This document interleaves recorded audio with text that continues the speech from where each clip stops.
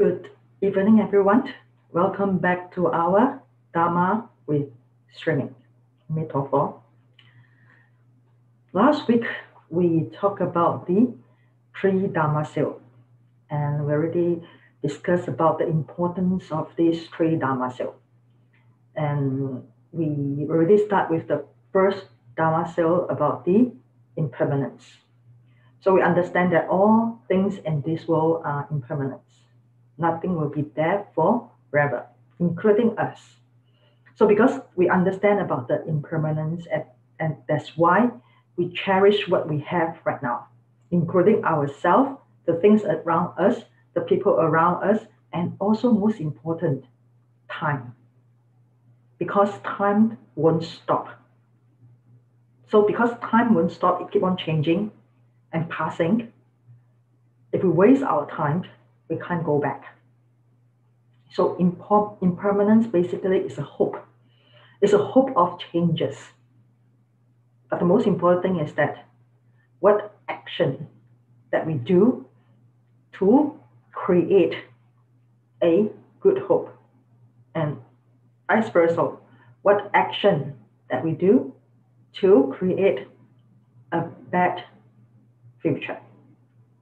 So now today we are going to continue to discuss about the next two Dharma Seals, the non-self and Nirvana.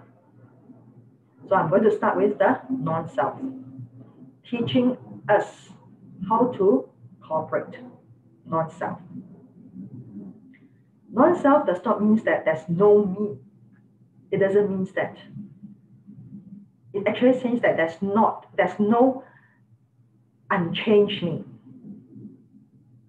There's no I or me that's always there and no changes. Okay?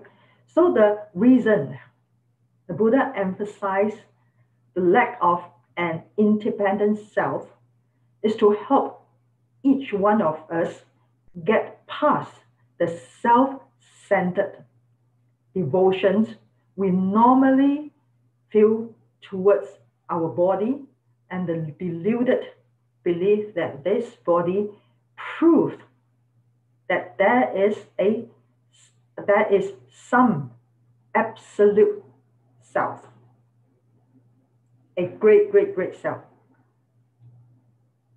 Because if we attach to the self, it is the root source of defilement and delusion. Because of the attachment of self, that we think that this is an absolute self. In a way, is that if we are being challenged, or if there's a changes in this self, this attachment will produce anger and greed and keep us bound firmly to ignorance. And this ignorance is delusion. We believe in the delusion. So contemplations of the second Dharma Seal will teach us how to break the bonds of self-love. So deeply attached to this self-love that will lead us to suffering. In human body, the human body is produced by condition. We already talked about this many times. It is made up of physical and mental components. And these two physical and mental components need to be external factors to build, or external conditions to compose together, get together. Then a firm body is there. When those same conditions disappeared, the body will be ceased. As I said in last class, is that if there's no oxygen and water, we won't be able to survive. There is no substantial, existent, or absolute self. present anywhere in the body. The body is a combination of a lot of things, a lot of conditions, from internal and also external. From the time we are born to the earth, and then the time that we die, all of us change all the time. There's nothing external or eternal or permanence about us. There's no such thing as eternal, impermanent. The only thing that is internal might be changing. And changing is also not internal. It's changing. That's why changing is changing, and changing is also eternal in changing. Knowing this can be a great help if we find ourselves trapped in adverse circumstances.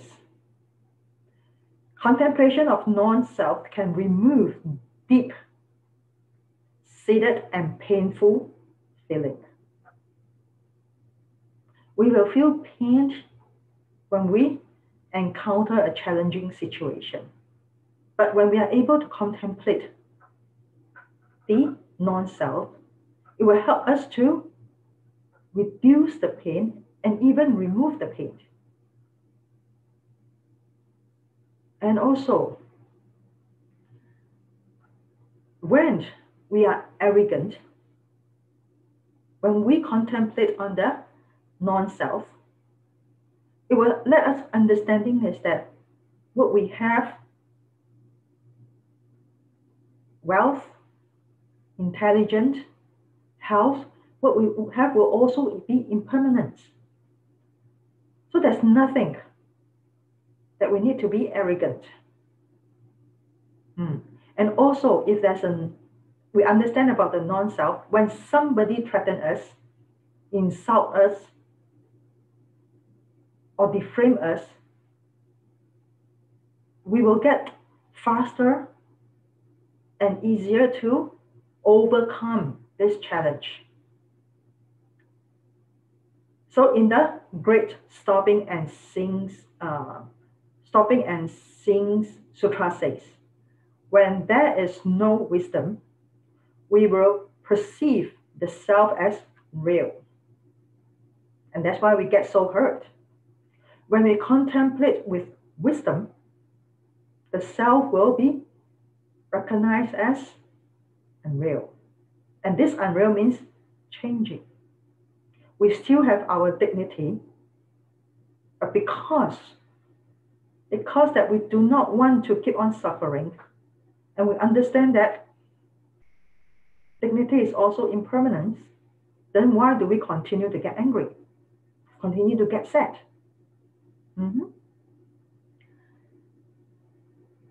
In understanding the concept of non-self, it is important not to fall into the mistaken belief that you as a person or us as a person are not here, or that you do not exist. This is a misunderstanding. We are still here. Most Buddhist belief and ideas should be understood on at least two different levels. One level is called the Mundane Level and has to do with how things appear for an ordinary worldly perspective. So what we see, what we feel, are called the Mundane Level. We cannot deny it. When I cut my hand, I will feel pain, right? I can't deny it. Oh, because this is non-self, so I don't feel pain. No. When I have a fever, I can feel it. I feel uncomfortable. I can't deny it. At this moment of time, I'm having a fever. My body is uncomfortable. This is the truth in this mundane world.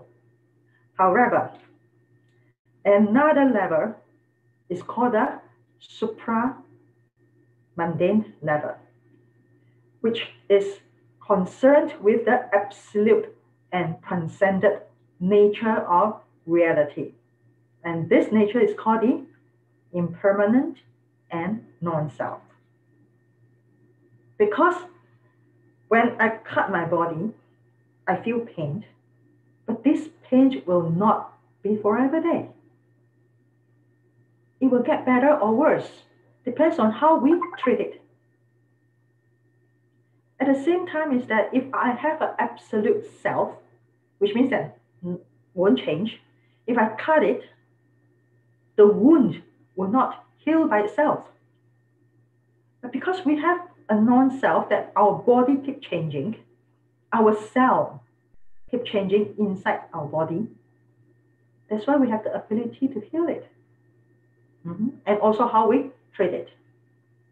So by knowing the nature of reality, we are able to transcend out from the challenging circumstances. Mundane truths are important because they help us to understand the world we are live in, which is what we are facing right now. We must all learn to function with the mundane understanding of self. It's just like cutting the hand. This is the mundane self because it is a concept upon which our languages and society are built. So we can't say that because it's non-self, so all the things are the same. In the mundane world, water is water. Tree is tree. And man is man. Woman is women. This is the mundane world understanding.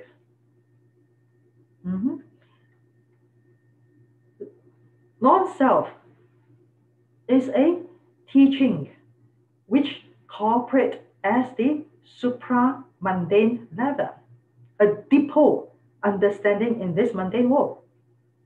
This type of understanding is not entirely separate from the world in which we live in. Because once we understand that our mundane assumptions about the world are based on observation of temporary existence, our ability to function in the world will be greatly enhanced. We still need to eat. We need to drink. In order to eat, we need to work and earn money. In order to go to work, we need to either walk or take a bus or take a train or take a plane. We need to buy food. We need to cook. We can't say that because of impermanent and non-self, so we don't need all of this. This is not right. Because this is non-self, so I'm not going to interact with anyone. Because even you are non-self. This is not right. So, and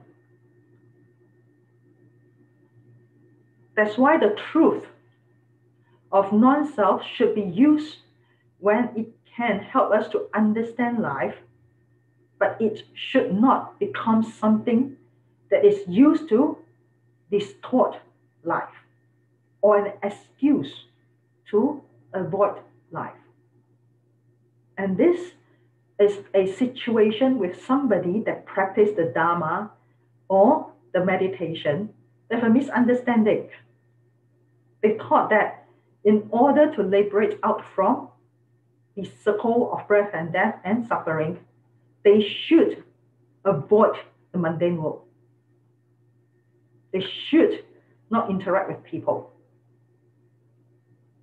not even interact with the family member or anyone. They should live a simple life, but not working or work hard because it's non-self, so they think that they shouldn't have. But this is not true. It's an excuse. So when the second Dharma seal is understood, it allows us to more fully participate in life. Because we know that we change all the time. Our people also, the people around us also change all the time. That's why we also treasure our life, even though that this is non-self. Life is so precious because it proves, the non-self proof as a basis for us to cooperate with other sentient beings. Life is so short. Why do we want to depart from the people around us, from the thing around us? Knowing that all phenomenal lack an independent self teaches us to get along with others because it clearly shows that we are sustained by many conditions, and other are too. All the things, all the people around us are caused by a lot of conditions. So the thing around us caused by a lot of condition, we are also caused by a lot of condition. And that's why it's the needs of each other. We need them and they need us. You are important. I am important. You are not important. I'm also not important.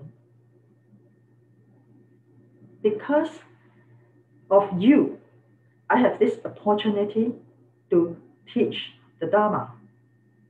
And because of me, that's why you have the opportunity to hear the Dharma. However, if we attach too much in you and me, it will bring us suffering. So that's why you are not important and I'm not important. It's the conditions that bring us together. And this moment, we are important. If we don't precious this moment, basically, we get nothing. Not even a single inspiration in life. So Buddhism places great emphasis on the welfare of all sentient beings. The Buddha spent 49 years teaching the Dharma. So none of us should believe that the truth of non-self is a reason to abandon other beings for life. If knowing the non-self is to abandon our life, is to abandon the thing and the people in our life, then the Buddha does not need to teach because he will abandon us. He will abandon everything. But why do the Buddha continue his teachings for his entire life? Because knowing the impermanence and the non-self is not to be depart. It's not to be depart. It's to precious. It's to transcend. It's to have a deeper understanding.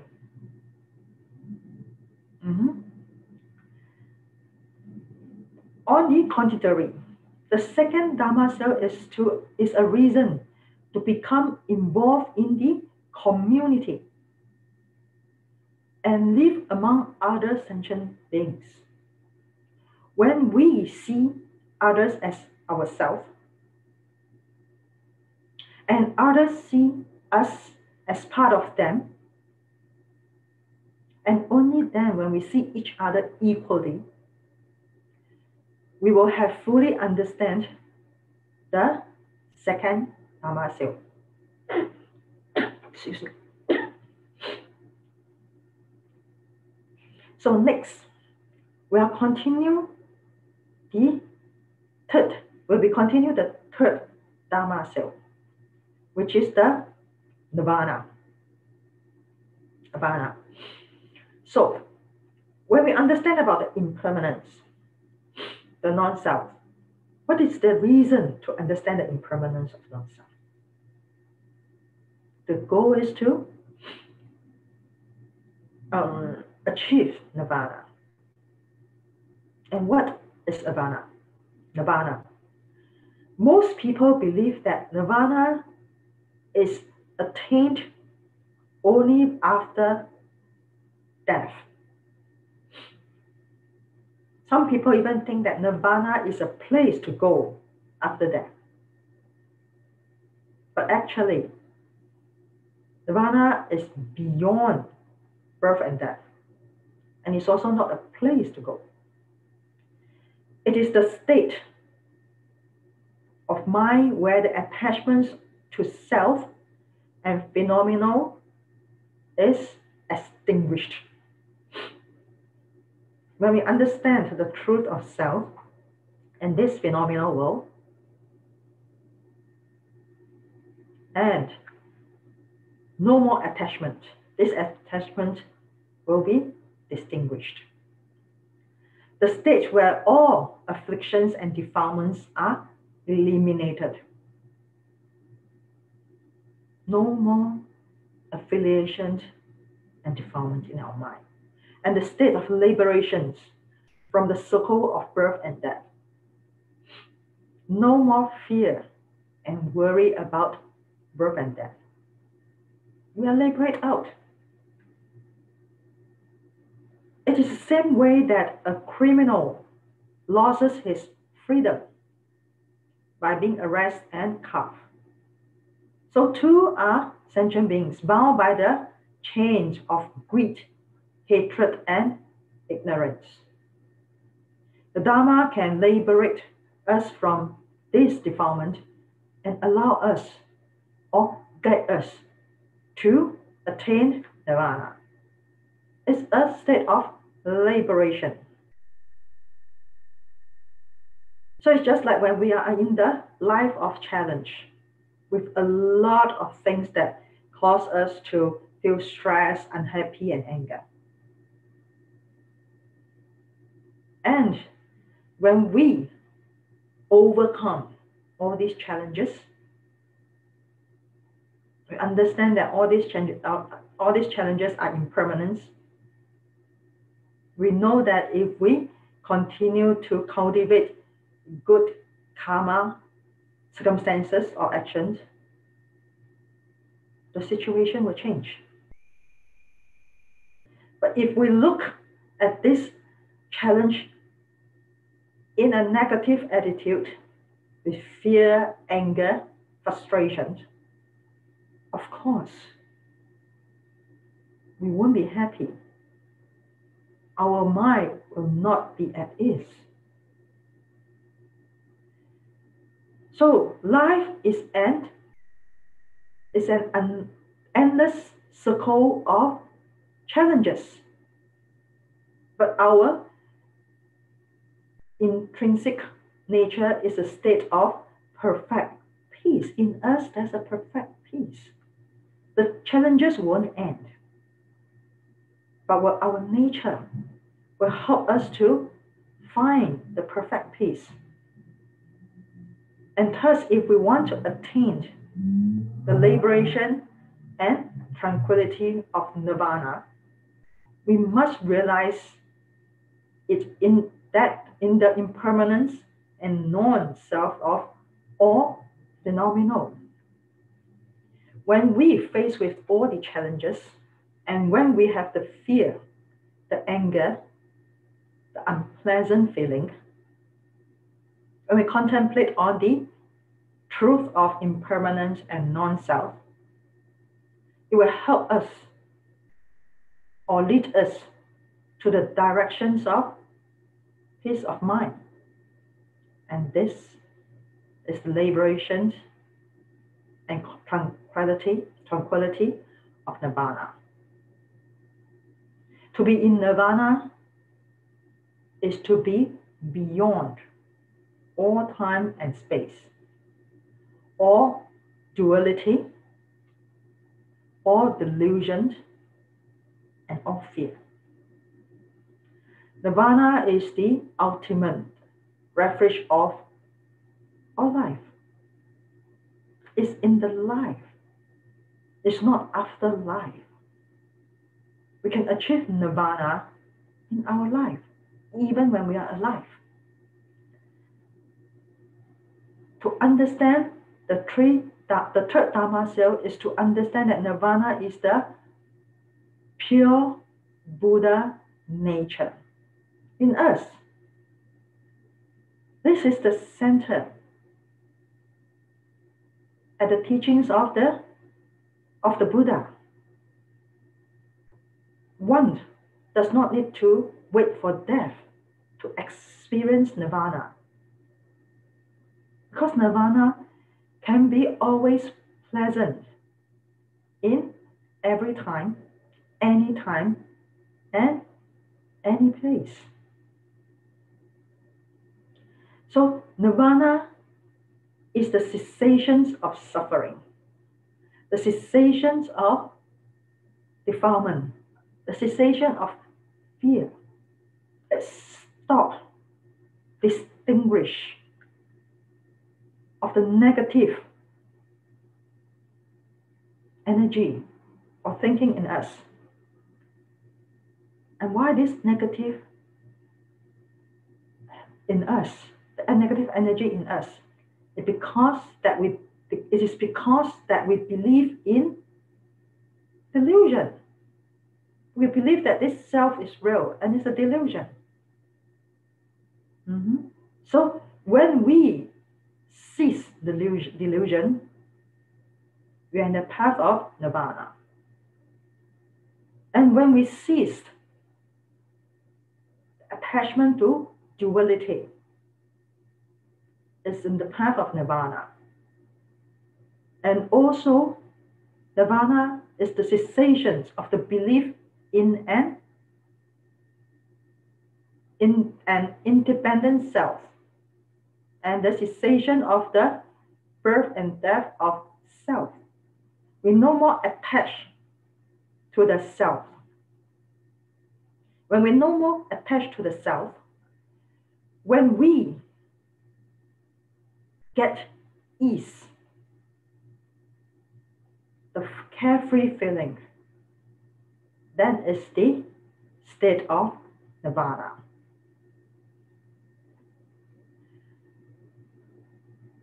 It is also referred to the state in which greed, anger, ignorance, arrogance, and doubt are eliminated. It is also the state in which the body does not commit unwholesome actions and the mind does not have unwholesome thoughts. And this is the mind of liberation, and it's also Nirvana. So when we do not have any thoughts of unwholesome thinking, bad thinking, then we won't have unwholesome action. Since we don't have unwholesome action, then we won't have fear, worry, right? We won't have all this negative thinking. When we don't have all this negative thinking or feeling, don't you think that you are free mentally? Then this is the state of Nirvana.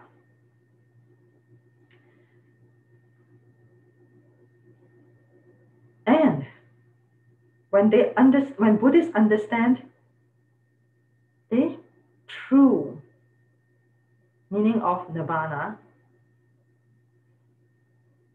then we will not abide to Nirvana as well.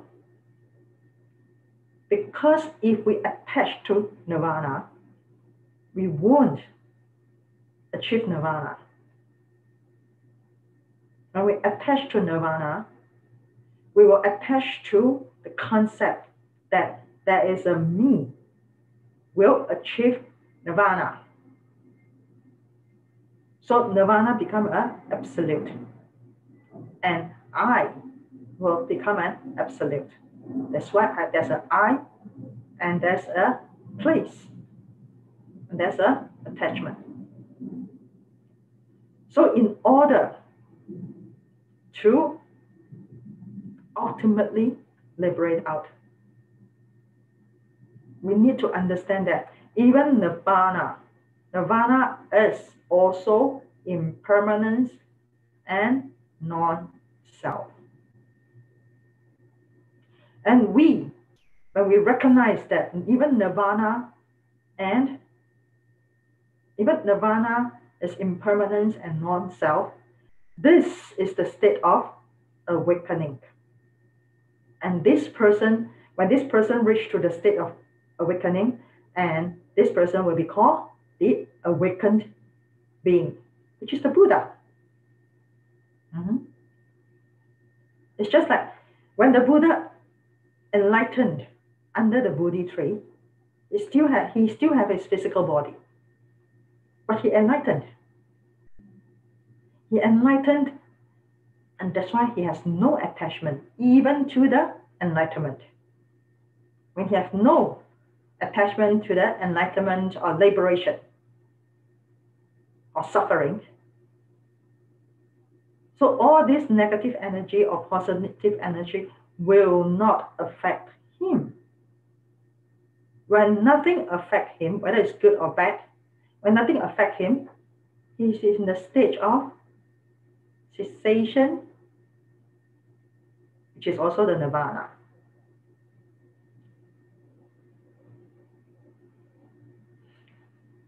So a awakened being is liberated from all defilements of the mind and create no new karma, which means that he or she will not have any new karma arises, because there's no duality. But this physical body is still subject to the karmic effect from the past, and that's why the Buddha will get sick. That's why the Buddha will get attacked, abused. The mundane physical body is still there. The karmic effect is still there.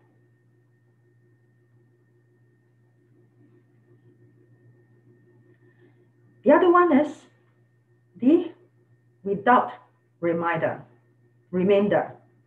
which means that this awakened beings is the time to say goodbye to this body. So when this awakened one leave this body, no more have this body, then this awakened one, which is called the Buddha, come to an without remainder Nirvana, which means that that's it, no more rebirth, unless he make a vow to come back to this mundane world to guide people to the path of liberation.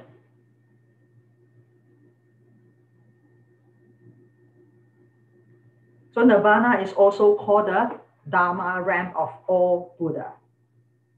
It is also called the deepest samadhi, meaning the greatest level of meditative concentration.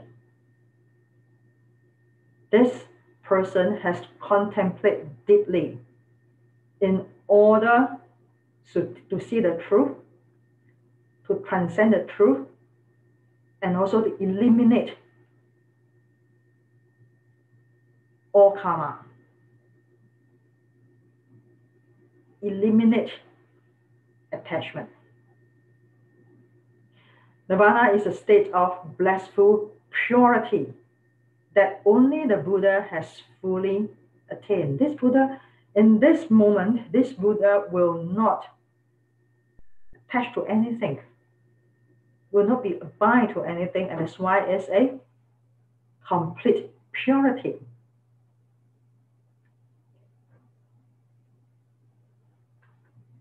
So in the end, the Buddha taught the Three Dharma Seals is to help us eliminate our defilement.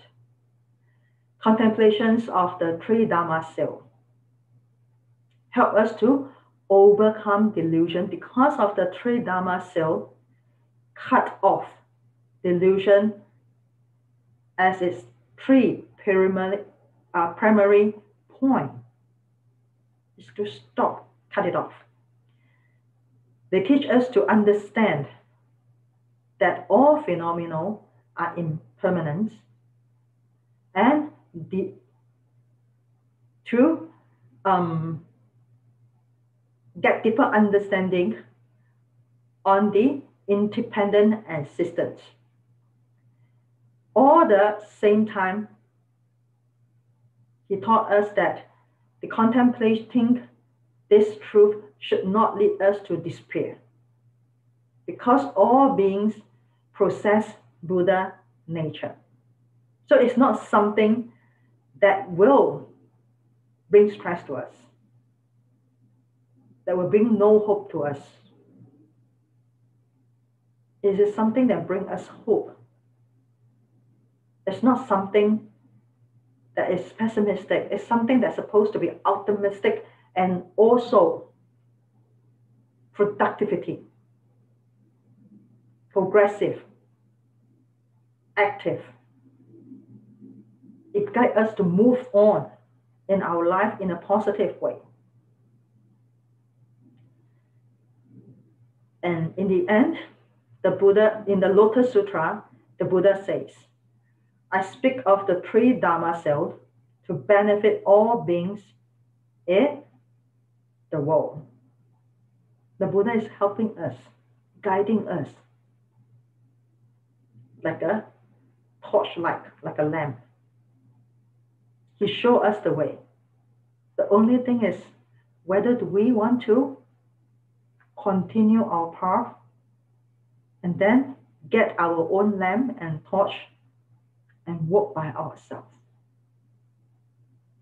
So for these two sessions, last session and this session, I have this opportunity to share with all of you about the Three Dharma Seals.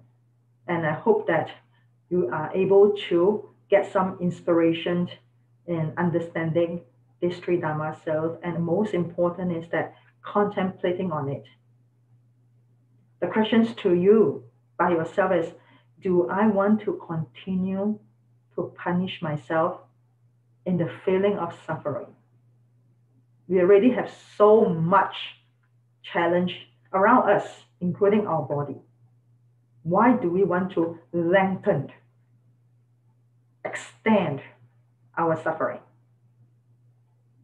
Can't we stop the suffering in our mind? Or can we stop the suffering in our mind?